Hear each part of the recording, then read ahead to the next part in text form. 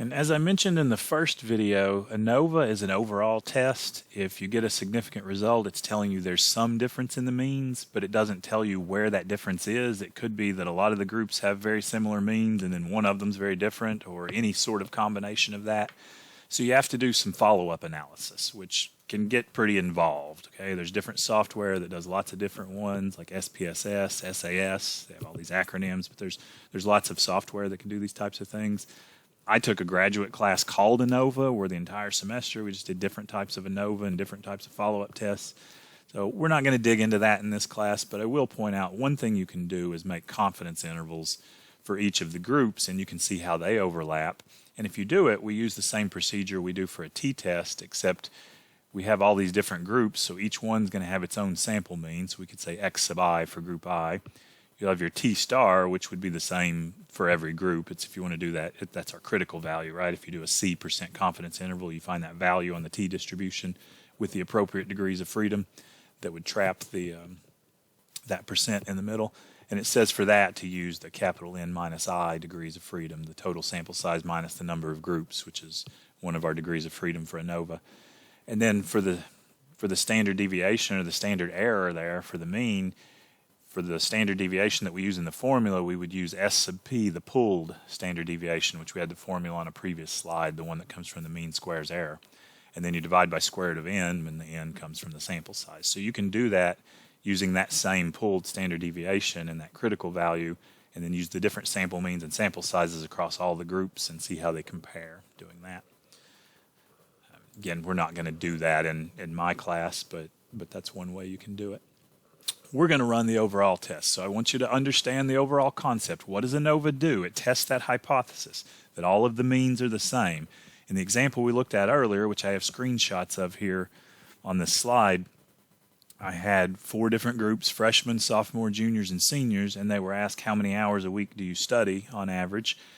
And we had 9 in each group, and that's what you can see in the screen here. I've entered the lists in as L1, L2, L3, and L4. There's my 4 different lists. And so you want to understand the null hypothesis is that the means are the same for all of those. There's no difference in the average amount of time they report studying across the grade levels there at a college, at some particular college in that example. The alternative is that there is some difference. Okay? And so I want you to understand the hypothesis, be able to run it with the calculator, and then make the correct interpretation. Okay? So on the calculator, you enter the lists in, and then you go into the test menu where the t-test and the z-test and the intervals and all those things are, and you go all the way to the bottom. It's actually quicker to press up. I'll actually show some on my calculator. Okay, so I paused the video and I typed all of the lists in here. So you have to type the data in if you want to use ANOVA on the calculator. You have to have the raw data. I entered in the 4 lists. I'm going to go back to the home screen, and now let's see, ANOVA stat, tests. And if you click up, you'll get to the last one, which is ANOVA. And the newer calculators have more things than some of the older, but you should find ANOVA as the last thing in the list. And you hit enter. This is the only one that doesn't give you a little menu to enter these things. It just pops up on the screen, ANOVA, and you have to give it your input, which are the lists. Okay, so I'm going to do second and 1, and then comma, which is above the 7 there, and then second and 2 to get L2, and then comma. And so I just have to do this for L1 through L4. And I'm going to close it up. So you enter your data, hit stat, go all the way to the bottom of the list, which you can get there just by pressing up when you get to the test menu there, and you get ANOVA. It'll pop up on the home screen. You enter your lists, however many groups you have, enter in the list there. If you have 3 groups, maybe you have L1, L2, L3. Here we had 4 groups, the freshmen, sophomore, juniors, and seniors, so we have all the way through L4. Hit enter, and it's going to give you a bunch of results here. You can scroll down. It took me 2 screens to show everything that you get. You get your test statistic, so the F value turns out to be 1.43 on this example if we round it. You get your p-value, 0.25, so this one's not going to be a significant result. That's much bigger than 5%. We would fail to reject the null hypothesis. It's usually common just to say there's no significant difference in the average reported study time here. So we do not reject the null hypothesis, which was that the average of the study times reported were the same for freshmen, sophomore, juniors, and seniors. That would be our final conclusion. In pretty much every hypothesis test, you set up your hypothesis, You figure out how to run it, and you can get these p-values from software in different places. And then the interpretation, if you have a small p-value, smaller than your significance level, you'll reject the null hypothesis and conclude whatever the alternative says.